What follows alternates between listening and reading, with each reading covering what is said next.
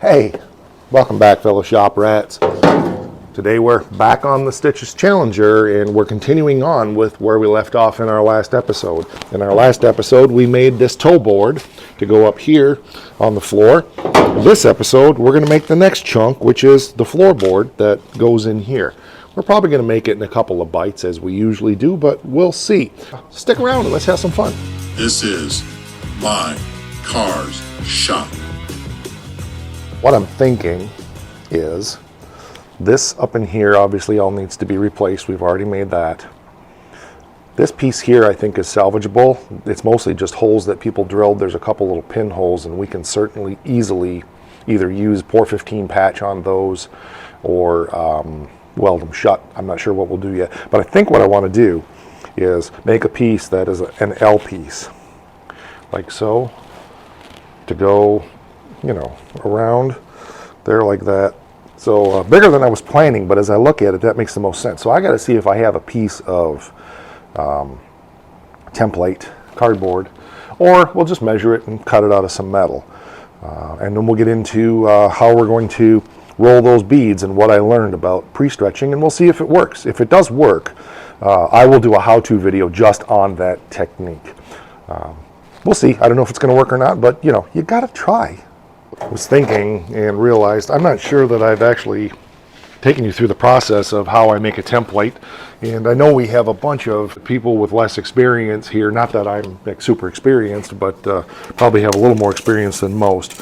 So in order to make a template, I just kind of get a ballpark on how big it's going to be, and so we're looking at like 22 inches by 21 inches probably, and I'm being generous.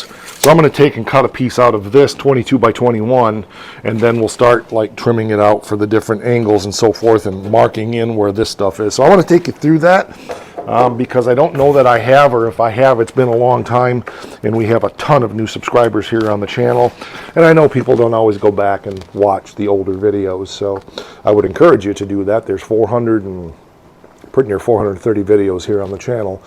But still, once in a while, I like to go back and visit stuff like this. We've got that cut-ish, close enough. Now first thing I'm going to do is make a mark on here so that I know where the front of the car is. And I want to know this is the top. That may seem silly, but I can't tell you how many times I get into doing this stuff and I lose track of what's what and end up making a mistake. So the next thing I want to do is kind of go in here and figure out where I'm going to cut this. I'm going to make this extra long for now, so ish and ish. Okay, so we'll cut that out.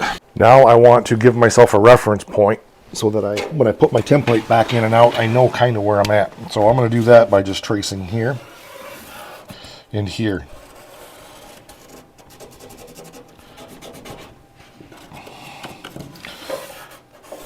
Okay.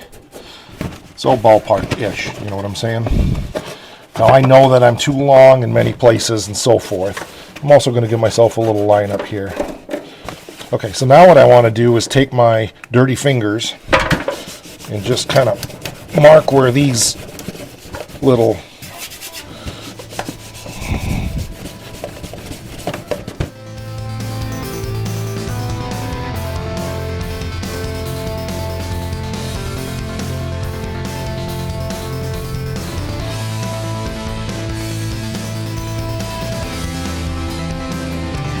We're not trying to get it perfect. We're just trying to get a ballpark on where it goes, okay? We'll go back and dimension all that out. And now I know when I take this out and put it back, it's kind of settled a little bit here, so let me fix that. Close enough. Okay. Remember, I cut everything extra big, so I don't intend to have my piece come up into here. I plan on it stopping down in here. I don't intend on coming up this far. I tend to be down more in here, etc. But it's a place to start. So now I know where these are. So I'm going to go trace those out-ish, and then we'll start getting some actual dimensions off of what's barely there and figure it out. We're also not putting the floor plug in. We're going to eliminate that. There's no need for that to be there. So we will bring these bead lines over more like this instead of being with this in here. These are just simply for assembly. We don't need those. We're not putting this on a chassis jig. Even if I did, I wouldn't get them in the right spot for a chassis jig to be functional on this car anyway, so good enough. So I started with that one, 1.25 inches, 2 inches, 1.25 inches, 2 inches, 1.25 inches. Now I'm going to determine the length, and I've got to determine where I need to be end to end on those. So I probably need to take this back over to the car and lay it in there and determine a starting point, and then establish a datum line to measure all of those out. And I don't think they're all perfectly the same on that end, so I may have to take my marker and mark where I want those to be. So we'll go over to the car again, but I wanted you to see I just got that one by finger, and then my finger marks here, here, here, and here pretty much line up with where they go. So again, doesn't have to be perfect, but we want it to be a reasonable representation. While I'm thinking of it, here's a little pro tip. Not that I'm a pro, but here's a tip. I use about a 7 foot, 6 foot, it's about 6 foot long tape for soft tape, because it follows contours and so forth, but I rarely need that much of it. So I could cut it off and have a couple of them, or you can do what I did. I measure out about 36 inches and just put some non-residue leaving masking tape. Now you don't want to leave that on there forever, because it will eventually stick and cause a problem, but if you use that and change it every couple weeks, you don't have to deal with nearly as much tape. And if you keep watching the tape, eventually You'll get sleepy. Got my tape, and I just need to kind of determine one of these. So I'm going to go from here to my corner. That'll give me close enough. Use my little soft tape here. And again, ballpark, right? So we're looking at about 4 inches-ish from the corner to the top of this. Which one is it? The third one in, I think. Yeah, 4 inches to that one. So then we need to determine the length. So these kind of go a little bit of an angle, so we can kind of figure that out. And then these come this way, so we can figure that out simple enough. So let's measure this one. So let me write this stuff down. We know that one's 4 inches. We'll measure that out in a minute. And I think I'm going to pick this one to the corner here.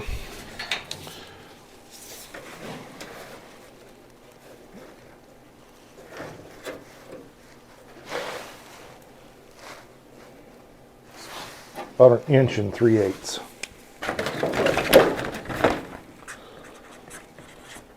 Now we know where this one ends, we know where this one ends, and we can kind of draw our lines that way. And then this other one, we're just going to kind of wing it. It looks to me like this one and this one are fairly even, and this one sticks up a little bit more, like so. So, you know, ish. We're not looking for perfection. We're just looking for completion. And then on this end, so that one's 4 3/4. So once we establish our point up here, we'll measure down 4 3/4. This one is about 6 1/2. This one really doesn't matter. So from that point forward, we're going to make them straight across to this one. Okay, and then this one has to step that way. So we'll measure that one as well. Oh, I love this little padded bar, but it's a pain in the neck too. I think what I have here kind of makes sense. We know that these two are parallel to that up there, and then it kind of runs along here. So I'm guessing there's just a slight angle there. I don't care if there is or there's not, because yeah, I can see there is. And we don't know about this, of course, because it's not going to exist on this. This is a hole right here. So I think that's good. We have our basic template now. So I think I'm ready to go ahead and cut a piece of metal like this. I don't think there's any other features we need to be concerned about at this point. Yeah, we know we've got lots of stuff to work around here, but again, none of that is my concern at the moment. Got out a piece of 20 gauge, which is what I generally use for stuff like this. Just getting my template lined up. Okay, this corner's not perfect, so we're going to follow this edge because this is a factory edge here. I'm not going to worry about this edge.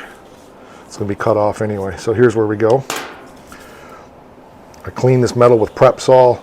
Even though these Milwaukee markers will write over the Cosmoline or whatever the heck is on this metal, I still like to clean it up. Just get a cleaner line. Okay, there we go.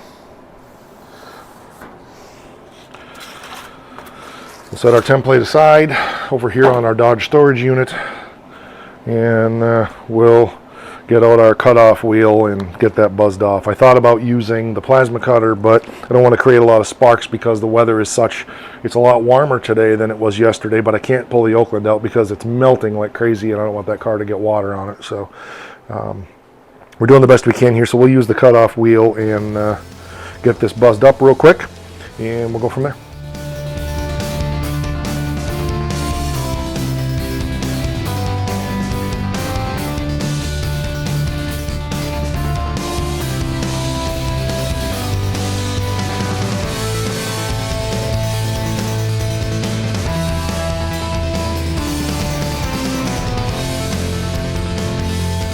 I don't think people realize the importance of things that we did in school, like cutting out paper dolls and playing dot to dot and things like that, because that's all we're going to do here. I'm just going to go through and punch some holes, then we'll transfer those holes to the metal underneath with a marker, and then we play dot to dot, and we've got our pattern laid out for the reinforcement beads that need to go on the floor.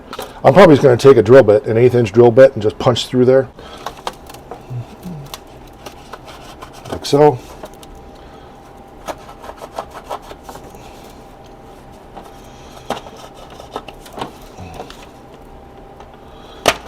So all I did was take my marker, poke it through the cardboard so the tip is there, and just lay it down. I did that on all of those. If you try to go, because there's still paper residue because it's a small hole, if you try to just poke through, it doesn't leave as good a mark. So there we go. There's all our lines, and we can play dot to dot. I'm going to leave that taped up there for just a minute. But that should be pretty close. So let's get out our square, because it's hip to be a square. Just like that. Now the next step, you see, oops, I got this one's a little crooked. I'll straighten that one out. I think it just needs to be more this way. I think I was just a little cockeyed. Yeah, that's what happened. I went on this side of this one and that side of that one and drew it off a little bit, so ish. Okay, there we go. So this is the idea that I ran across. I've never done this before, but I think it's worth a shot. You use 2 beads to stretch the material rather than like what I was doing with a hammer and so forth. What this does is as you run this in there, it's not creating a bead, but rather it's causing the metal to like spush out both ways. It's thinning it down, and then when you run the bead, it'll all pull back. So I've never done it. I'm sharing it with you. This could be great. This could be a total disaster. I don't care. It is what it is. I'm learning also. I always love learning new techniques and trying new things. So if this does work, I will do a how-to video on it for a Talk About It Tuesday. But I thought I'd share it with you guys here first, and then we'll see. So I got out one of my stands to help with the process here. I'm just going to start here and work my way this way. Get on my line. Oh yeah, I've got to create some longer lines here so that I know where to stop. Otherwise I won't know where my ends are and I'll have an issue. Then I'll need a tissue.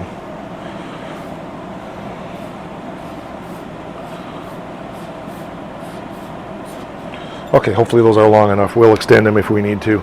Again, we're just looking for ish. Let's see, that gives me my stopping point. Okay, so there we go. So we're going to count our turns here. So there's basically a quarter right there.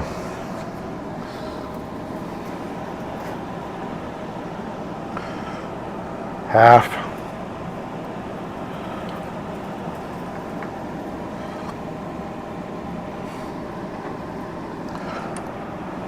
Three quarters.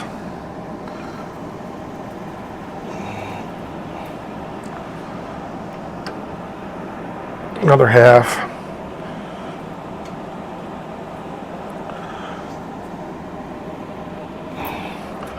Another quarter.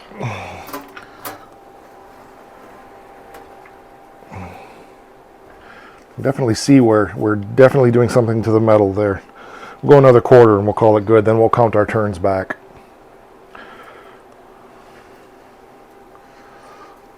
Got off a little bit. I don't know how I did that, but okay. half, 1, 1.5, 2, 2.5, 3. Okay. Half. Okay, our first one will be there. 1. Not enough. 1.5. Okay, there we go.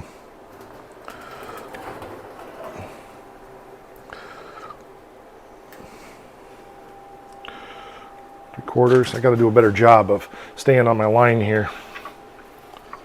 Oh, hello, Mr. Coon. I see you're back up in the ceiling. Morons. There we go. That's better. 2.25. Catching on a bolt. That's the problem.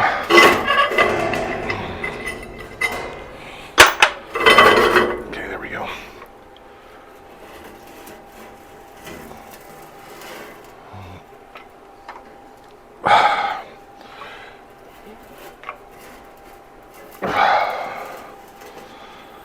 We're just trying to put some squish in the metal is all we're doing. Like I said, I've never done this before. We'll see. Oops, a little far, but that's okay. Just trying to keep this from turning into a big tortilla. That should do it right there. I'm going to stretch all of them before we go to the next process, but you can definitely feel we've got all kinds of wrinkly stuff in the metal, so I don't know, we'll see. Never done it. Definitely can tell this metal is pre-stretched, so I'm curious to see what it feels like on the back side. Yeah, I don't know if I did that right or not, but it is what it is. So hopefully our beads are still, yeah, our beads are still lined up down here, so that should have stretched the metal, and you can see it's definitely got some curvature to it. So unfortunately that almost looks like the curvature. I bet you I know what I did. I bet I stretched it. Well, it shouldn't matter. It shouldn't matter whether it's top or bottom. Well, it would matter. I got to think about that a little bit. I was confident that I had done that wrong. So I flipped it upside down and I stretched it from the other side.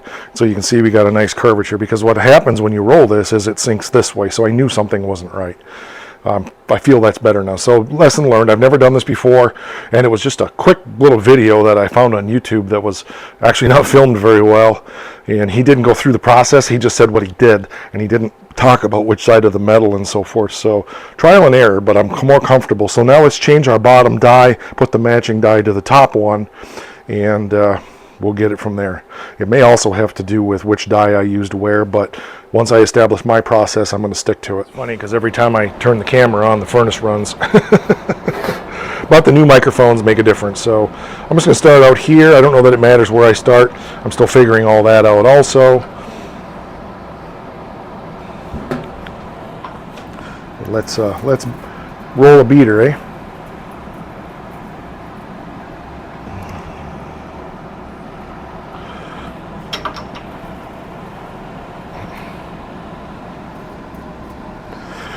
Definitely is rolling differently than I've ever felt it before, so that's good.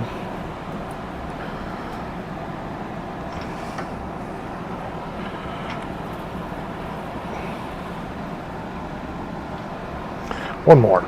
Not sure how deep to go, but okay, that's pretty good.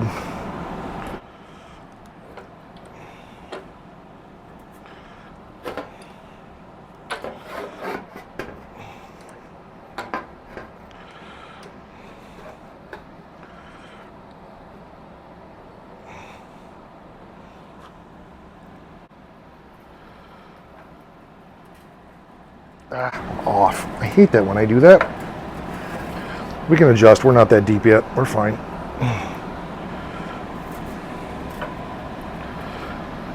There we go. Come on. There we go. Definitely still bending up on this end, but we'll see where we end up. This may have all been for naught, but it was a fun experiment.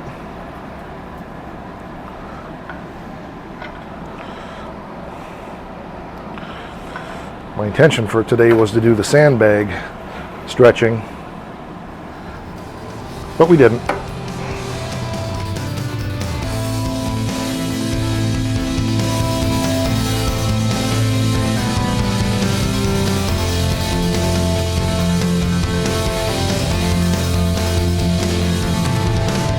I'm going to say the technique is probably going to work. The issue is that I wasn't thinking it through. It's the first time I've done it, and I bead rolled it from the wrong side when I stretched it. So it's not bad. Don't think it's bad. I'm not disappointed with the way that turned out. Couple little wrinkles in here, but remember, we're going to be doing some trimming and stuff like that. But overall, it's got a couple little spots. But I'm going to say that's mostly me. The second thing in this is the guy was tipping edges, putting recesses down in a floor. He wasn't doing bead rolls, so I've got some things to learn about this as well. But did it stretch the metal? 100%. Did it come out the way I hoped? No. I did do a little bit of hammer and dolly here on my small block wooden anvil. I haven't brought the big block up yet. I have one, but it's in the back room. It's about 2 feet taller than that. But anyway, so I'm not disappointed with that. So let's go over to the car and kind of start the fitting process and trimming and seeing where we have to take this in order to make it go in, because we got stuff to trim and we got bends and we've got other stuff that has to be done. No complaints. No complaints at all. So the first thing we need to do is trim that up in there. So I think I'll use my cardboard template for that, and determine how much I want to cut out of that corner to get that to start falling down in place. We're too long this way, and we're obviously there. So I think that's the first step, is trim it so it snuggles up around that hump, and then it'll fall closer down into place. But you can see, you can kind of see what we're getting at here. So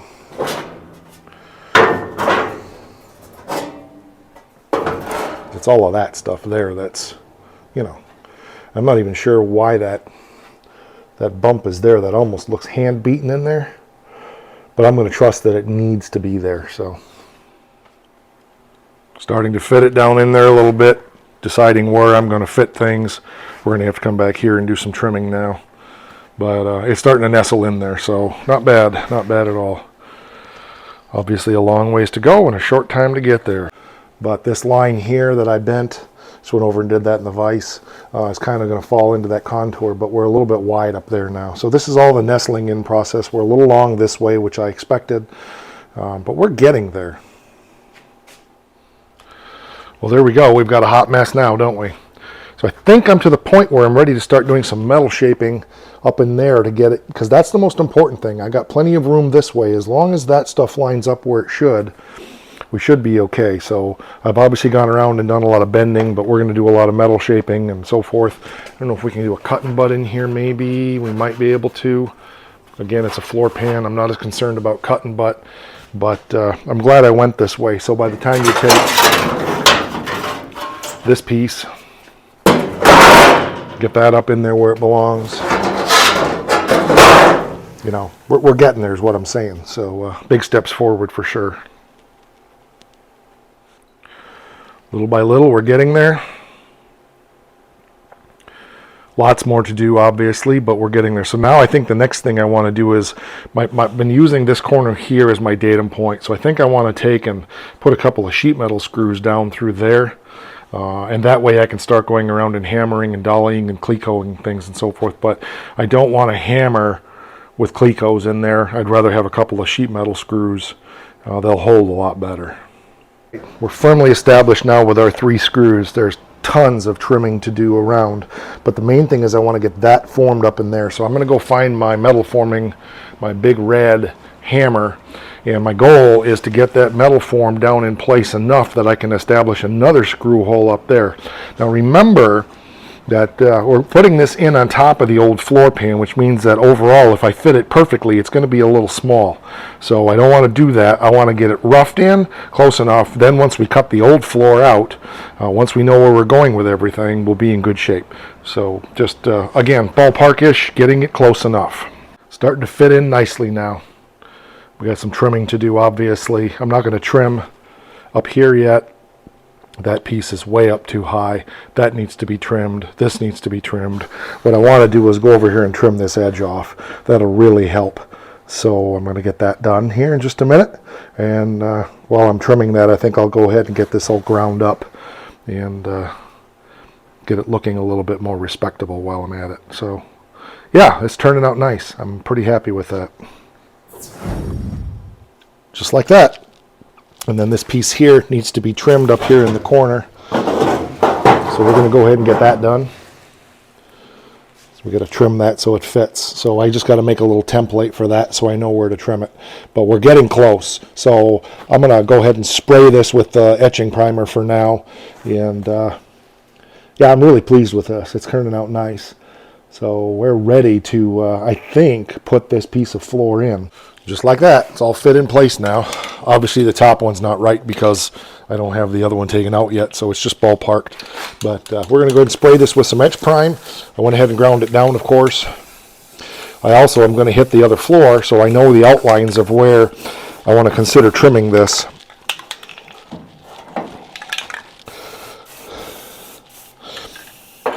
Well, I'll be dipped. There we go. Apparently I'm running out, but there'll be enough. Cash has been tight lately, so I haven't been able to keep up with my temporary supplies. It's fine.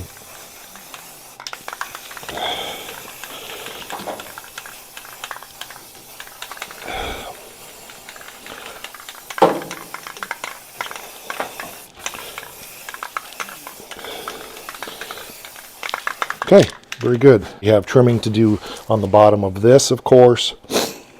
And we'll get all that done when we're doing final fit, but it's big progress. You've seen the whole thing before, obviously. It's nothing new to you.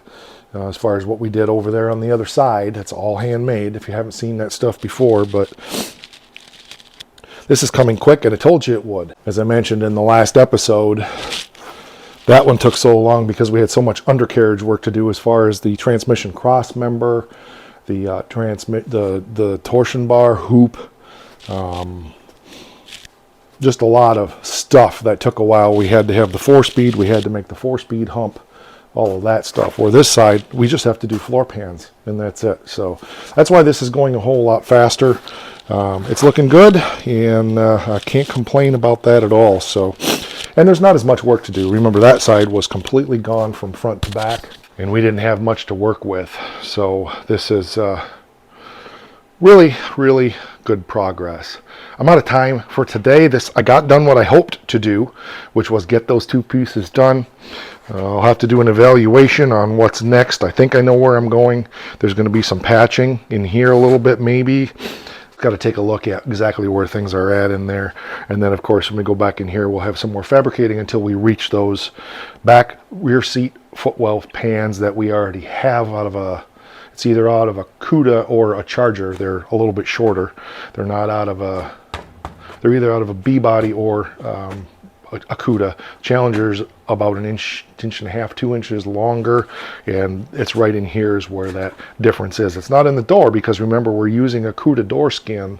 We're going to modify for the driver's side of this car. We had somebody donate one, and it's the same door skin. Body lines are in a different place, and we're going to make it work by relocating the body lines and stuff. But I love the prices like that. Free is good. A little bit of work. I don't mind putting in the sweat equity, and I enjoy doing this. So yeah, that's very good. I've been thinking more about that pre-stretching, and I think I know what I need to do. So I'm going to continue to work on that for a while. Unfortunately, I don't know that I have any more beads to roll on this car, but I'm sure there'll always be something. So I'm intrigued by that, and I'm excited to develop that. So I'm not ready to do a how-to on it yet, but still, there's something to that. So we'll be back on that. I'm really excited to get that firewall cleaned up over here and get these two pieces of floor pan put in. I have to decide if that's what I'm doing next. I obviously need to get back on the 86 pickup and get that painted. I'm on a deadline on that. But I wanted to give you guys some episodes on stitch as well. I couldn't do anything in here anyway because I couldn't put the Oakland out because of the crappy weather.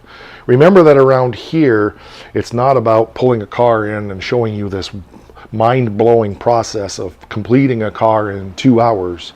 It's about taking you through all of the painstaking details of what it takes, especially in the world of hand fabricating parts like this. Yes, you've heard me say before, but there's so many new people, I'll say it again. You could go out and buy all of this stuff. But the market is drying up. We had a heck of a time. We did have somebody from the channel donate a trunk floor, which I am grateful for. That took quite a while to get here. The quarter panel for this side took 18 months. We ordered floor pans for the duster. One came within a couple weeks. The other one took 4 months.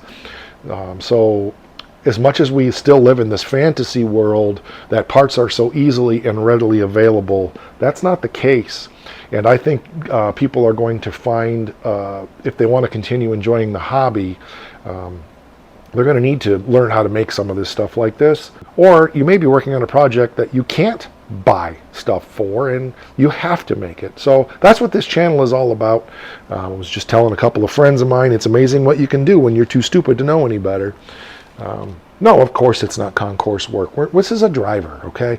And so I've said that before, but again, I'm saying it because there are so many new subscribers here on the channel. I want you to understand the context of what we're doing. All right, that's going to do it. We're over on the Face thing, /mycarshop, where on Instagram, she loves us and gives us cookies. Might even be snickerdoodles. Maybe it's chocolate chips. No oatmeal raisin though. Yuck. We're here on YouTube. Like, subscribe, share, that's important. The biggest thing to do to help is spread the word. If you're enjoying these videos, tell other people, tell them about the channel, ask your friends, family, anybody that you think might find the process of this fascinating. Ask them to not only watch the videos, but also to subscribe to the channel and them to tell other people as well. That's going to do it. Now, the most important thing on this channel, My Car Shop, or Mike R's Shop, Because that's my name. the most important thing here is the thing I ask every viewer to always remember. What?